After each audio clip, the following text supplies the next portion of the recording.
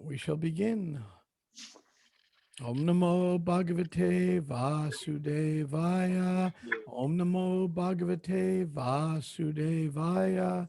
Om Namo Bhagavate Vasudevaya. Well, we are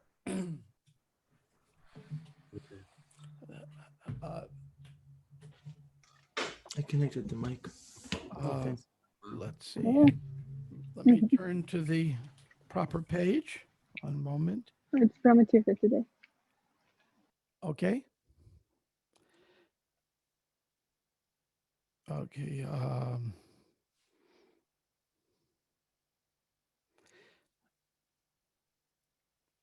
Okay. We are here. You're here. So today we're going to talk about beautiful women. And for the women, you can just think of it as very handsome men. You can think of it because it applies equally both ways. So um, the verse today is 8:12:12. Yeah. Avatar Maya Drista Ramanasya Te Guna Sohamta Dristum Ichami Yate Yosid Vapur Dristam. My Lord, I have seen all kinds of incarnations. You have exhibited your transcendental qualities. And now that you have appeared as a beautiful young woman, I wish to see that form of your lordship. Now, this is Lord Shiva speaking. Lord Shiva approached Lord Vishnu.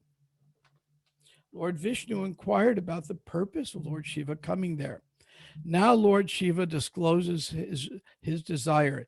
He wants to see the recent incarnation of Mohini Murti, which Lord Vishnu had assumed to distribute the nectar generated from the churning of the ocean of milk. So, this is a very amazing adventure.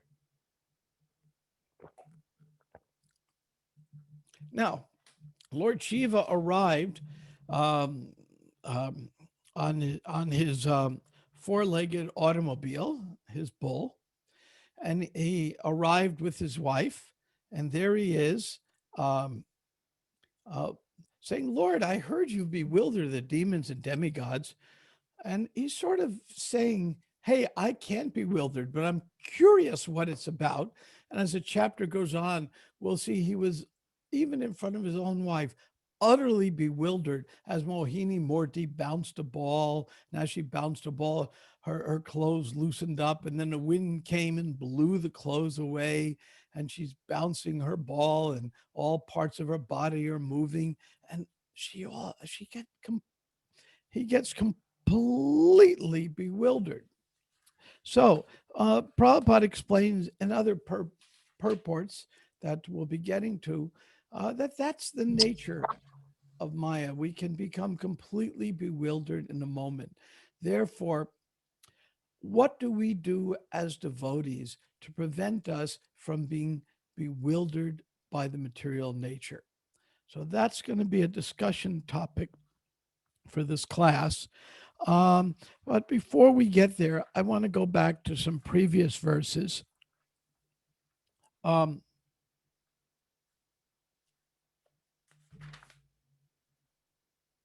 when Lord Shiva appeared, um, Lord Shiva prayed first. And this is the way we approach the Supreme Personality of Godhead. When we're approaching the Personality of Godhead, we find over and over again prayers are given.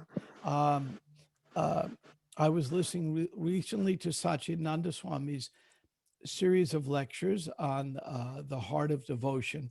And in it, he emphasized the nature of prayer, that when we approach the holy name, we approach in a prayerful mood. Now, I was brought up in a Jewish tradition, which has its advantages and disadvantages. And I say when I'm talking about advantages and disadvantages, I'm talking about um, from the philosophical point of view. One of the things that the Jewish tradition emphasizes um, is the importance of the holy name of God and to approach God in a very prayerful mood. That is a key emphasis. And I was always brought up respecting the holy name because of that upbringing. Now, on the negative side, um, they talk about the name of God, but everything else, uh, when we get into any philosophical discussions, takes God as a not as a person. I'll tell a story about Jayadvaita Swami. This was in the 1973 or 4. I was a graduate student at Rutgers University in Newark, New Jersey. And when I was there, I was a young bhakta. I ran a bhakti yoga club on campus. Now, I was a graduate student, so I was technically faculty and student combined. So every club needed a faculty advisor. So I was a faculty advisor. And every club needed a student president. So I was a student president. In fact, I was everything. And I'd put up posters all over campus. And uh, we would have a weekly festival on the campus. Pancharatna would come with Chota Gornitai from New York. And then we would have Gita classes twice every morning. This was a kind of campus, the student union Gita classes, about 7 or 8 in the morning. And Jayadvaita Swami gave, Brahmachari then gave one semester, and Yadabara gave a semester. It was quite wonderful. In fact, the student newspaper ran, and I asked for money from the student government, and they ran an editorial against it. And it was a very funny editorial because they said, well, we don't think religious groups should be funded. Um, and then they drew a cartoon, and the cartoon had some Oriental looking guy because they figure if we're Hare Krishnas, we're from Asia. So Asians, Indians are all the same. They figured something like that. So they ran this cartoon of some Oriental looking guy, Chinese looking guy, sitting meditating. And that was me, actually. They were editorializing. Um, and in the editorial, they had sitting, I was sitting meditating, and I had a candle in front of me, and the candle was projecting many, many shadows. But in the editorial, they never described what they were actually, what that cartoon meant. What it meant was that the whole club was just me. I was faculty, I was student, I was doing everything. Of course, many students were coming, but I was the only one organizing it. So they're trying to editorialize against it, but they put a cartoon without a description. I actually thought it was hilarious. And the club was quite successful. Now, at the same time, the Chabad was getting very big on campus. These are the Orthodox Jews that were the side Sikhs and all. And, back Sikhs, side Sikhs, it's all Sikhs. So the guys with the side Sikhs were coming to campus, and they would have what they call their mitzvah mobile. Now, a mitzvah mobile is a mitzvah means good deed in Hebrew. So they would have this little van, and they would try to find people on the campus who were born with a Jewish body. And then if they'd get them, they'd take them into mitzvah mobile and have them do Jewish prayers and try to get them into Jewish liturgy. Now, I had one of my colleagues in graduate school, Mike Stella, and from his name, you could guess he was Greek. And Greeks have big noses. So every Wednesday when he was on campus and the Chabad people were there, they'd walk up to students and go, and there was a lot of Jewish students being in suburban New Jersey area. They'd go up to him and go, "Are you Jewish? Are you Jewish?"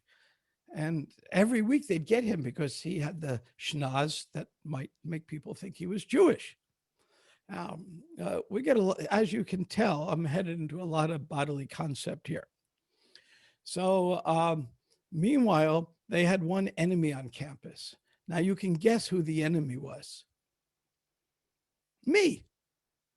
Because here I was, this Jewish guy named Cohen, and Cohen in Judaism is supposed to be the priestly class or whatever. So here you have this priestly Jew, worshiping idols. So they were a little upset with me. But meanwhile, um, things were going on. And finally, they said, well, why don't we have some kind of discussion? And I said, I'd love to. So we arranged for a debate to be held at the Hillel House, the Jewish Student Center. And on one side were the Chabad rabbinical students who were coming to campus in their missionary work, just like we do missionary work. I do admire what they did. And on the other side was our very own Jayadvaita Brahmachari, who, being Jay Israel, was from Jewish stock, and their bodily concept required people from Jewish stock to come.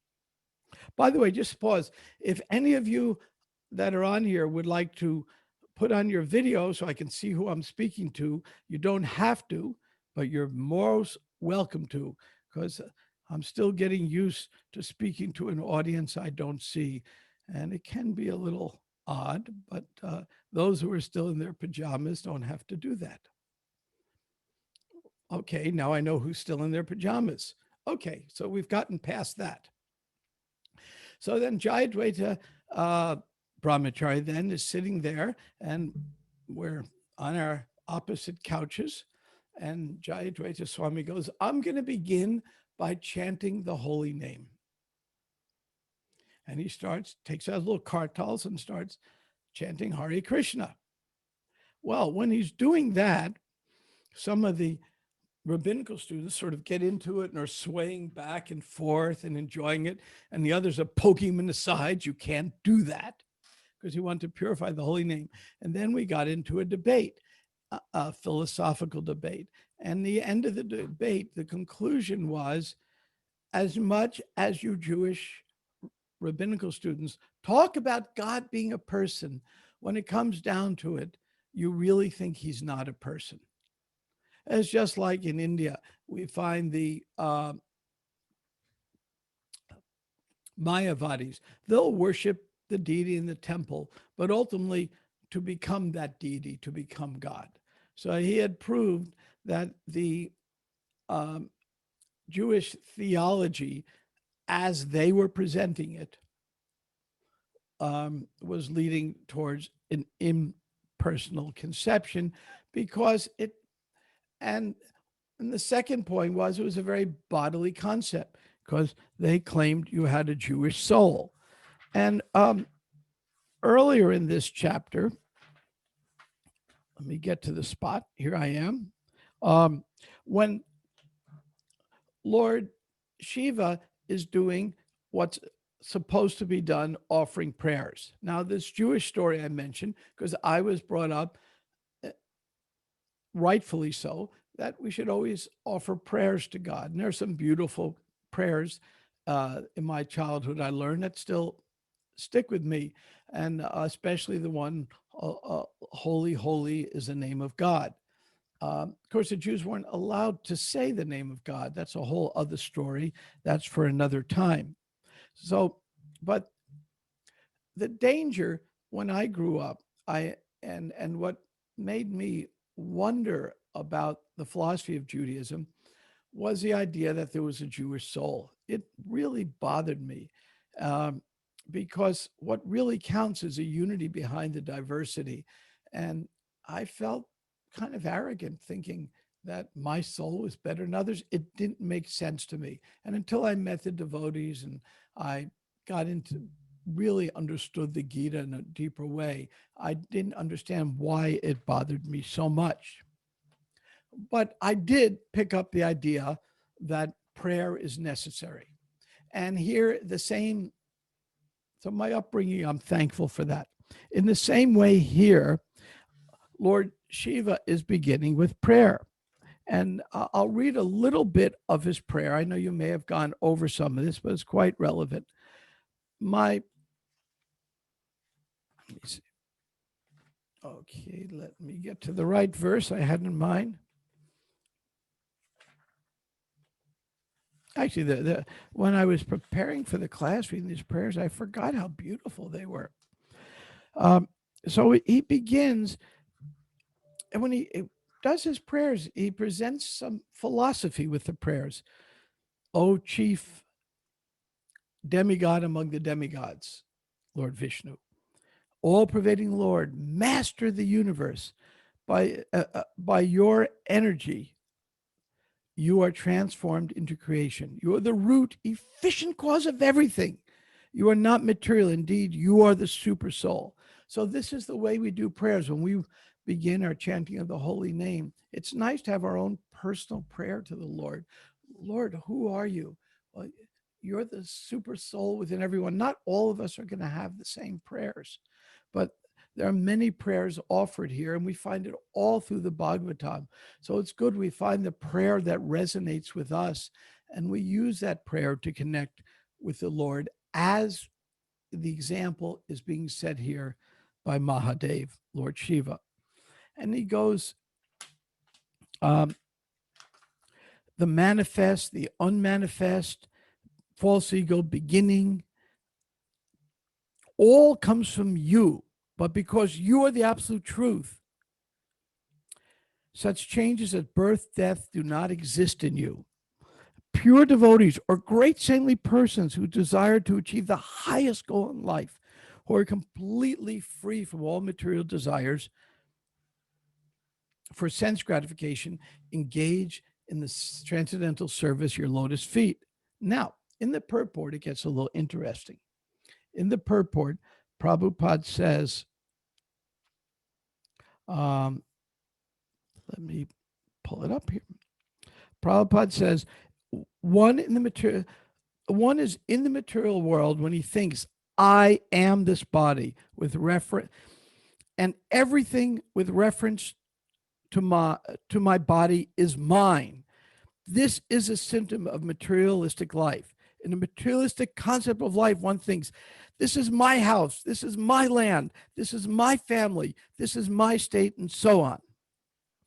But saintly persons, following the footsteps of Nara Muni, simply engage in a transcendental loving service of the Lord.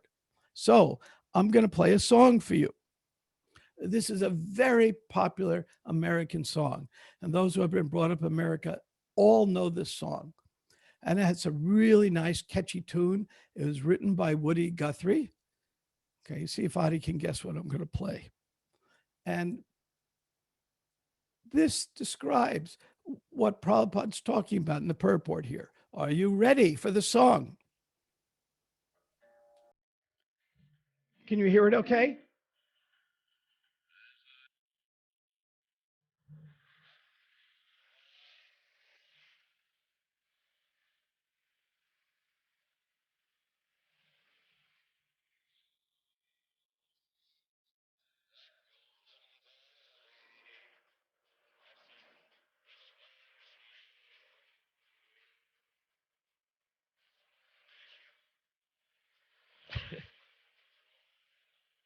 You can sing along.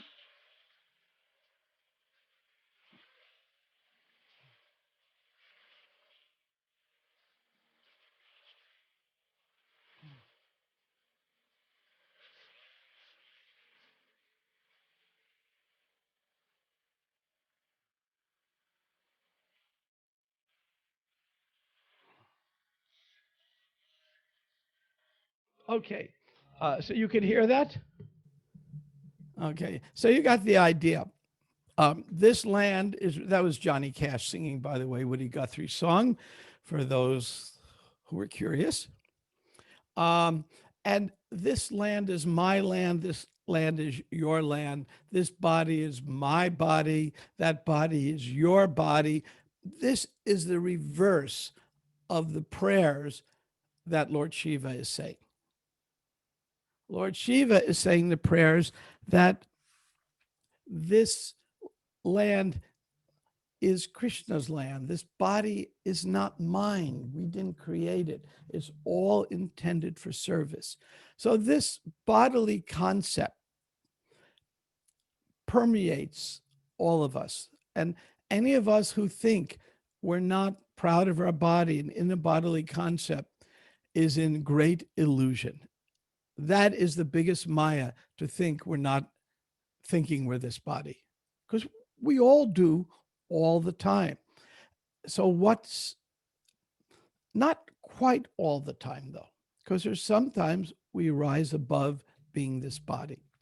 And it's like bathing. If you don't bathe every day, you don't smell very good. So if every day we don't remind ourselves, when we wake, when we go to sleep, in the middle, that no, I'm the servant of Krishna. If we don't think in the same prayerful mood that Lord Mahadev, Lord Shiva, is approaching Vishnu, if we're not vigilant about our prayers, then we end up humming to ourselves, this land is your land, this land is my land. And we think that this is all ours, because it's so, in a moment, we fall into that trap. And in fact, that's what happens to Mohini Murti and Lord Shiva, because Lord Shiva went to see, I heard there's this beautiful woman, I'm going with my wife.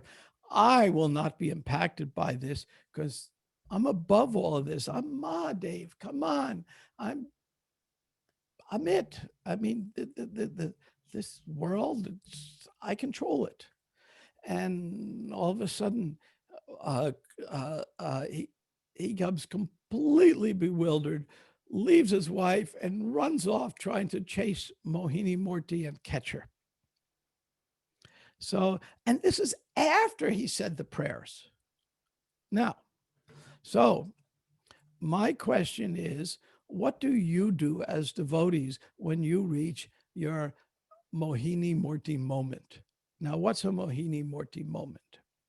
Okay, that is, we're doing our service, we're chanting our rounds, Hari mumble, mumble, mumble, Hari, doing our mumbles. Maybe our mind isn't as entirely focused as it should be. We said our prayers, Nama Om Vishnu Padaya, blah, blah, blah, blah, blah. And then all of a sudden, the day goes on, and our version of Mohini Murti comes. Now, what does Mohini Murti look like us? Well, to a woman, it might be a very handsome man. To a man, it might be a very beautiful woman. To any of us, it might be one of the four things that drag us down. I remember when in the 60s, and when I went to India before I met Prabhupada, I used to get stoned, as we all did in those times. They say if you can remember those times, you weren't there. So, and then Prabhupada, and I really want to give that up. And in 1 minute, Prabhupada told me how to give it up, and it was easy. It was actually easy. Then a few years ago, I was in Denver and landed at the airport and took the train downtown. I'd forgotten what happened in Denver, that they had passed recreational marijuana. So I get off the train and everyone down there was smoking. And then I had my Mohini Murti moment, because that attraction can sit for a long, long time with each of us. And so when I got off the train, I had my Mohini Murti moment. And the Mohini Murti moment was, do I inhale deep or do I hold my breath? Because it's still sitting there, these desires, even though it had been 4 decades, 5 decades, I was there. I'll admit, I held my breath and walked away quickly, because I understood the danger of the circumstances. So each of us are going to have our Mohini Murti moments. And this chapter is telling us, what do we do about it? And even the prayers offered by Lord Shiva weren't quite enough, though in this case, it was Lord Vishnu's intention to embarrass Lord Shiva. And then at the end, there's um, uh, Lord uh, Vishnu says, "O best of the demigods, although you have been harassed by me because of my potency assuming the form of a woman, you are established in your position. May all good fortune come to you." Now, um, uh, so so the lesson here is sometimes we may even have difficulties in devotional service, but what is a secret? Well, the secret is first, don't inhale if you're in that position. And the second thing is, if you do inhale, be embarrassed, but still continue with your devotional service. Never leave the devotional service. And Lord Vishnu praise Lord Shiva. Hey, you had your little difficulty, but you're wonderful. You're great. You're continuing in your service. Because even Krishna says in the Gita, even one most commits abominable activities. Now, that's not an excuse to do it, but if one is if one is situated in devotional service, one is rightly situated. And that's a very, very important verse, a very bewildering verse to me. When I met Prabhupada, it was the very first verse Prabhupada quoted to me, the very last verse he quoted to me. He quoted to me in Sanskrit when I met him. I didn't know a word of Sanskrit, and it was the only verse in the Gita I knew in English because it bewildered me when I read it. Now, that was a mystical moment. But the verse is very important because what it's telling us is this: it's not an excuse to have Mohini Murti moments in our life, but it's saying be very cautious. But if you do have a moment, then you still rise up and you continue your devotional service, but with a greater sense of humility. Because if we commit sinful activities on the strength of chanting the holy name, that is considered one of the greatest offenses of all the offenses of chanting the holy name. But if something accidentally happens, then we have to stand up and just continue with our devotional service. So these are some of the lessons found in this wonderful chapter of Mohini Murti. At this moment, I'm going to pause, ask people to unmute and reflect on what was said. Tell me what their realizations are on this chapter, what they heard. I'd love to share realizations. If somebody has some questions, they're free to ask it. So would anybody like to unmute and give a reflection on what they got out of what was the essence of this chapter? Yeah, Adi. Just to verify this point about how nothing is mine. Nirmama means nothing is mine. There's a quote from Chief Seattle. You know that quote? They tried to make a treaty. He still had some spiritual potency. The government tried to make a treaty with the Indians. That you have this part of the land and we have that part of the land. Sign this paper. So Chief Seattle said, "Wait a minute. Who owns the sky? How can you draw a line in the sky and say this part is mine and that part is yours? Who owns the river? Who owns the sun?" They didn't have this concept of this is mine. They felt like this is all manifestation of the Great Spirit, and we're being cared for, and it's available for everyone. So that was an interesting thing to hear him say that, and it hits you. Who owns the sky? How can you draw a line in the sky and say this part is yours and this part is mine? It seems ridiculous, right? That idea of mine, yours. And We find in this era of extremely polarized politics, we're getting all over the world, not just in America, we're getting this mood that was prevalent in Europe in the 1930s. That's when Mussolini and Hitler were coming to power. Stalin was already in power. And uh, the idea was this land is my land. This is, Pathological nationalism. excuse me? Pathological nationalism. Yeah, yeah. It was extreme nationalism. And when Hitler invaded Poland, he thought that England would never declare war because the King of England came from a strong Germanic line, because the royalty of Europe would intermarry. People in the 1800s were not nationalists at all, because they would intermarry. I mean, the current Prince Philip was a Greek prince of German extraction, and Queen Victoria's husband Albert was a German prince, and so they weren't nationalists in the 1800s. Um, uh, they were racist. That my race is better than your race, and we have the royal blood, casteism, and our royal blood is better than your blood. And that we had in America manifest destiny, and in Europe they would colonize all over the world, Australia, Africa, Philippines, and each take these countries for natural resources.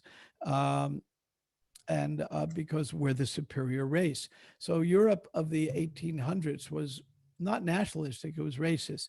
Then in the 1900s, it switched to racism and nationalism. I mean, Hitler certainly was an extreme racist, and they combined racism and nationalism. So this was taking the bodily concept and ratcheting it up one more notch. And now we find again in 2020 all over the world there is cries of nationalism. We want to build border walls, and my country is better than yours, and make my country great again, and all these things go on. But it comes back to that song I say, this land is my land, and my land's better than your land, and my race is better than your race, and heavily bodily concept. That's where, as a movement, we have a chance to show an example that we rise above it. What was Bhaktivinoda Thakur's prayer? That Europeans, Russians, Americans, whatever, would all, and Indians, be dancing together, chanting Hare Krishna. Idea was that sure, there's bodily differences. I mean, if I go to a Sunday feast and I hear there's someone from my hometown, naturally I'm going to sit and talk to them. With hey, we have the similar background upbringings. That's natural, but that's always secondary to the fact that I'm not really, that hometown isn't really me. That bodily concept isn't me. So our challenge is to rise above that. And it is a daily challenge for us, always, because we've been brought up from we're little children. Our parents are saying, oh, my parents say, oh, Bobby, you're so cute. You're so smart. You're so this. And it's parents do that naturally, but it increases bodily concept. So we always have to, by our prayer and meditation, fight the bodily concept continually. And the moment we stop fighting, we can end up like Lord Shiva. Now, again, Lord Shiva, generally above this, but Lord Vishnu is so powerful. If he wants to have fun, he can even humiliate Lord Shiva. And as described earlier in the chapter, they wanted to have some fun, Lord Vishnu with Lord Shiva. Adi. You were quoting that verse. Even if one commits the most abominable activities, Yeah.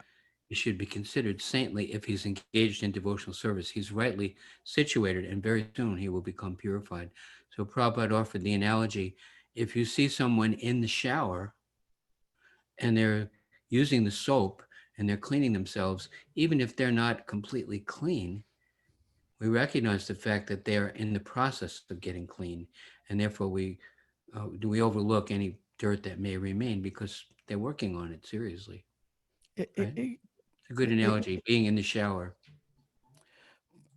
Prabhupada was in my experience, extremely liberal that way. When a devotee had trouble, he would just rise up and continue with their devotional service. Right. And Prabhupada was very careful not to let devotees be humiliated. Or many examples like that. A most famous one is when one leading sannyasi was having some troubles, and Prabhupada walked by the brahmachari ashram and heard them gossiping about him. Prabhupada was furious because you're going to make it so difficult for him to stay. So, any other reflections or any questions or comments? I'll give you a moment to think. Does anybody have anything they'd like to add from their own personal experience? Is there anybody here who would like to get embarrassed? Okay, we won't go quite down that road. I could never process this whole idea of like being bewildered by the feminine form of Krishna. It seems like it's not like being bewildered by the form of an ordinary living entity, but that at least they're attracted to Krishna, so isn't that good? Like Kubja or the gopis being attracted in a romantic way, but it's to Krishna. So it's perfect, and it's not exactly like material lust. Is that true? Or I have trouble processing this story. The gopis attracted to Krishna. Well, the Prabhupada uses the example of a pond. When you see a tree in a pond reflected on the water, it's not the real tree, but it looks like it. So, similarly, what looks like material lust really isn't. But we all have loving desires, but those are the pure loving desires.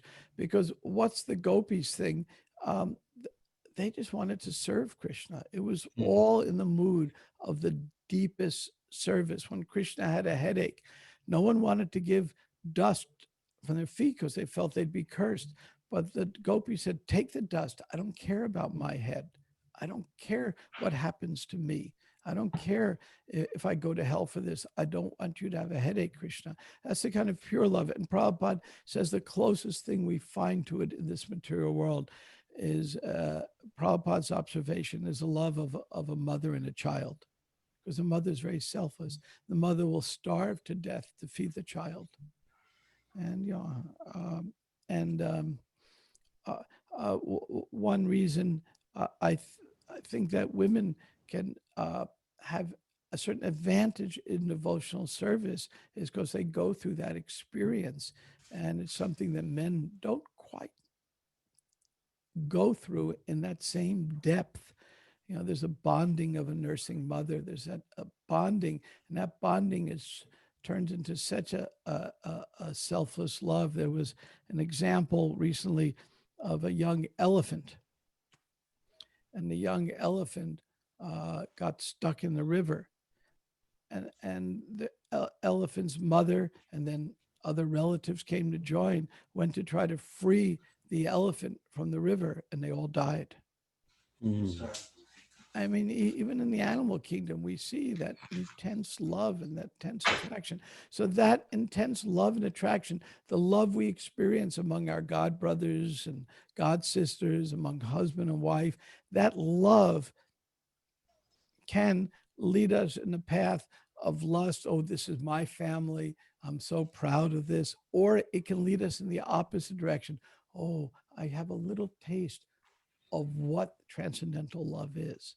And that's why Prabhupada formed International Society for Christian Consciousness, so we can have loving exchanges among us, so we can experience somewhat that love. Prabhupada was at one life member's house, and the life member was very proud. And so he was bringing in all of his children and relatives, and Prabhupada sitting there with his followers, and comes in, oh, this is my son, this is my daughter, this is my daughter-in-law, this is this. And, the whole thing parades past Prabhupada. And then the man steps out of the room, and Prabhupada turns to his disciples and goes, and this is my sex life. Because that man was just very proud of the bodies that he had produced. It wasn't that that experience of, oh, these bodies are given to me by Krishna so I could do something with them. It was a very different mood. Okay, we only have a minute and 30 seconds left. Does anybody else have any comment whatsoever? Yes. Hi, Gail, Krishna Prabhu. please go. Yeah, I don't know if 90 seconds is enough, but I had a kind of thought this morning that Krishna can come in the form of Mohini Murti when we get engaged in activities that are connected to Krishna, but may take us away from fulfilling the order of the spiritual master, Krishna's representative. You know, like for example, let's say you have deep attachment to pujari service. You just like to do that all day long, or you just love to read books all day long, or you just Srila Prabhupada's books, of course, all day long, or if you like to do any Krishna conscious activity all day long, but if that activity keeps you from, you know, completing your prescribed items of sadhana, then to me that's like Mohini Murti, you know, because, you know, looks like Krishna, but it's kind of taking away from Krishna because you're not able to do what Krishna wants, which is the order of his representatives. So what would you say about that? There are, we're doing 9 process devotional service. That lecture series began Saturday with a broadcast from our own Bhakti Center. And so we're discussing all 9. And Radhanath Swami was asked, well, are some better than the others? Well, of course, Shravanam, Kirtanam, hearing and chanting is considered the topmost, but they're all important. So, and Radhanath Swami pointed out that everyone, you know, every one of us devotees are probably doing to some degree all 9 of the devotional processes. Now, somebody may be emphasizing the artik more, somebody may be emphasize cleaning the temple more, but the core is always hearing, chanting, and remembering. So that sustains us for the other 6 devotional processes. And we, by our nature, one of them may be more predominant than the other. And Krishna was very clear to Arjuna, it's best you act on your nature. So if our nature is to do cleaning, then we may do more of that, but we do all of the, most of us do all of the devotional process to some degree or another. So we have to mix by our nature combined with our sadhana. And if we have some kind of decent sadhana, we'll find that all the devotional processes fall into place. But whatever your nature is, that's going to take you to a particular process more than the others. And that's good. But my main concern though is that when the nature, you know, keeps you from, for example, finishing rounds. Okay, a good example. It's called balance. And sometimes we have to learn to be better Buddhists. In other words, the Buddhists are big advocates of the middle way.